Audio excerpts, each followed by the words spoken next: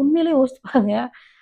எங்க அப்பாலாம் கைலி வாங்குனாருன்னா, இவ்வளோ சைஸ்ல இருக்கும் கைலி. ஒரு கைலி வந்து அவ்வளோ பெருசா இருக்கும். ஆனா அந்த பை பார்த்தீங்கன்னா, இவ்வளோ குட்டியூண்டா இருக்கு. அந்த இதுக்குள்ள இத்துணூண்டு கைலியா பார்த்தா எனக்கு வந்து இந்த கிச்சன்ல துணி துடைக்கிற துணி சைஸுக்கு தான் பை இருக்குது. பார்த்தா அப்படிதான் இருக்கு. இந்த சைஸ்ல ஒரு கைலி, இந்த சைஸ்ல ஒரு சேலைன்னா, அதாவது யூடியூப் இன்ஃப்ளூயன்சர்ஸ் ஆனா வந்து நீ இந்த மாதிரி பேசுறவங்கள தான் ஓடி ஓடி போய் பார்க்குறீங்க. அப்ப நீங்க வந்து ஒரு நெகட்டிவான கன்டென்ட்ட ஓடி ஓடி பார்க்குறப்போ, அவங்க தொடர்ந்து நெகட்டிவ் கன்டென்ட் பண்ணணும்னு தான் அவங்க மைண்ட் வேலை செய்யும். புரியுதா? இப்ப இந்த பையன் இந்த அளவுக்கு வளர்ந்ததுக்கு காரணம் வந்து நல்ல ஒரு ரிவ்யூ போட்டது. அந்த பேச்சு. நல்ல ஒரு பாசிட்டிவான பேச்சு. எப்பவும் சிரிச்ச முகமா அது நல்ல விஷயம் தான். ஆனா அந்த பையன் வந்து அரசியல்வாதிங்க தொடர்பு, அப்புறம் வண்டிய ஓட்டி யார் மேலயும் ஏத்துனது, இப்ப கார் வாங்குனது, இதெல்லாம் வர வர அதாவது ஒரு மயக்கம் வருது. அந்த புகழ் மயக்கம் இருக்கு பார்த்தீங்களா? அது வந்து 1, 2 அடி விழுந்துச்சுன்னா அமைதியாயிடுவாரு. இள ரத்தம் அப்படித்தானே இருக்கும். அப்பதான் ஒரு கல்யாணம் ஆகி ஒரு சின்ன குழந்தை இருக்கு.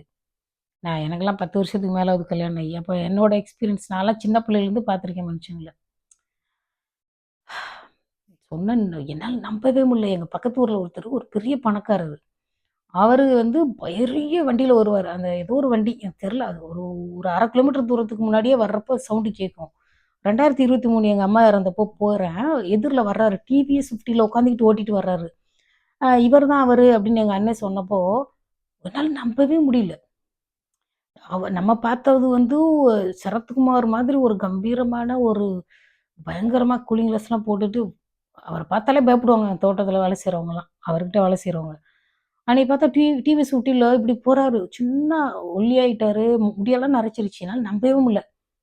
அவர்கிட்ட போயிட்டு நீங்க தான் அவரான்னு கேட்கணும் அப்படின்ற அளவுக்கு எனக்கு தோணுது. ஆனா எங்க அண்ணன் சொன்னா அது கரெக்ட்டா தான் இருக்கும். ஆனா என்னால நம்பவே முடியல. அந்த மாரி ஒரு கம்பீரமான தோற்றத்தில பார்த்துட்டு ஒரு சாதாரண ஆள பார்க்குறப்போ, ஆனா அந்த டவுன்ல இருக்கிறவங்களுக்கு அப்படி ஒரு எக்ஸ்பீரியன்ஸே இருக்காது. அதாவது நம்ம சின்ன பிள்ளையிலேருந்து நம்ம பல குடும்பங்கள ஒரே இடத்துல ஊர்ல தங்கிட்டு பார்த்துட்டே இருக்கோம் இல்லையா? அது டவுன்காரங்களுக்கு அந்த அந்த அந்த ஒரு அனுபவம் கிடையாது. அந்த நிதானம் கிடையாது. மத்தவங்கள கவனிக்கிறதுல. இப்ப சின்ன பையன் தானே அது எக்ஸ்பீரியன்ஸ் அதாவது அந்த அந்த பையன் வீணா போணும்னு நான் சொல்லல. அந்த பையன் ஓரளவுக்கு நல்ல பையன் தான். சரிங்களா? நல்ல ஒரு பாசிட்டிவான முகம்.